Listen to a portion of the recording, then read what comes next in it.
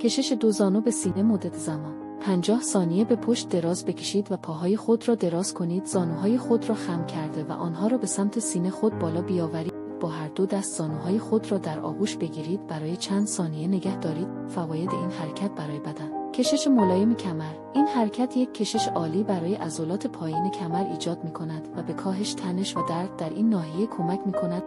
کاهش نفخ و مشکلات گوارشی. فشار ملایمی که به شکم وارد می‌شود می‌تواند به تحریک سیستم گوارش و کاهش نفخ کمک کند.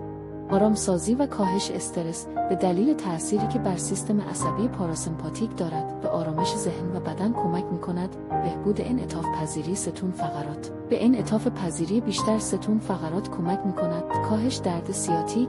می‌تواند به کاهش فشار بر عصب سیاتیک کمک کرده و درد مرتبط با آن را تسکین دهد. سپاسگزارم که بیننده و همراه کلاب تمرینی هستید. نظرتون رو کامنت کنید. لطفاً با لایک ویدیو از کلاب تمرینی حمایت کنید. سابسکرایب و فالو فراموش نشه. همراه ما باشید و از نحوه صحیح انجام حرکت‌های تمرینی لذت ببرید.